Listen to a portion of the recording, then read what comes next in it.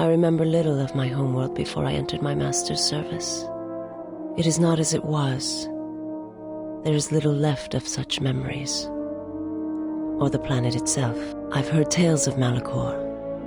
It is said that many of my people felt the end of the Mandalorian Wars from across the galaxy. But do not mistake me.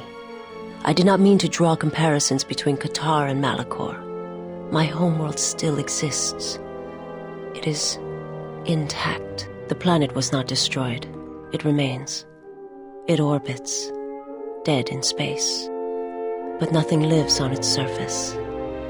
It echoes, but there's no one left to hear it. It was not a thing done with machines or weapons.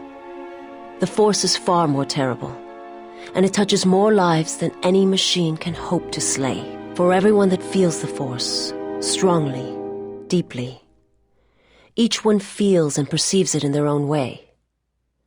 You have strengths, whether you know it or not. And my master has his. His power is great, and it comes from hunger. He is a wound in the Force, more presence than flesh.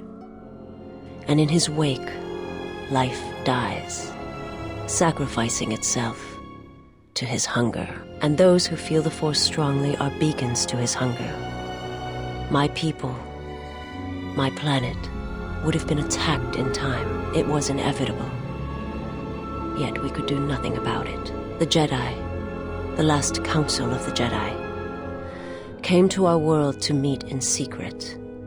They hoped that perhaps among our people, they could achieve the clarity to see what was striking them from the darkness of the galaxy. They succeeded, but only in bringing him from the outer regions. And Katarr, with my kind, with the Jedi upon its surface, could no longer be ignored. And my people died, and the Jedi died, and there was no one left, only me. To see everything around you extinguished, it was as if I was blinded. It was as if the Force had been bled from the world. I imagine there are worse deaths, worse pain. But if there are, I do not know them. I was the only living thing remaining on the planet of Katarr. And my life, my agony, was a flicker in the darkness that was the planet. All that I had been connected to had been severed. I still wonder what would have happened if I had died with the others. If perhaps there would have been some way to hide my presence from the galaxy. If only I had not felt that pain, that loss, as strongly as I did. But it could not be done.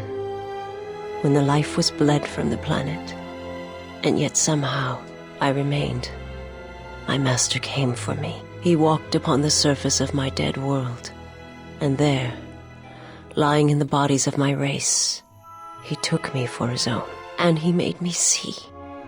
And for the first time I saw the galaxy, and I wished to die. To this galaxy, my world, absent the currents and spectrums of the Force, was nothing but crude matter, rock, flesh, emptiness. He showed the flickering of life on other planets, the mass of beings that swarm through the empty places of the galaxy.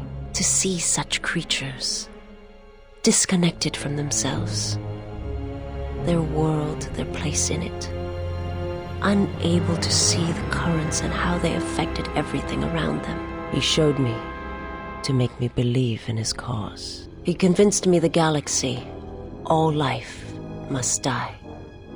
He fed upon its ugliness, its screaming, and in its place, he left silence.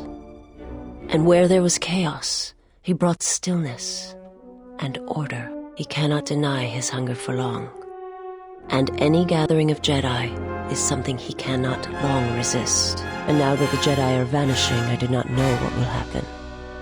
Perhaps he will grow strong enough to eradicate all life, merely with his presence.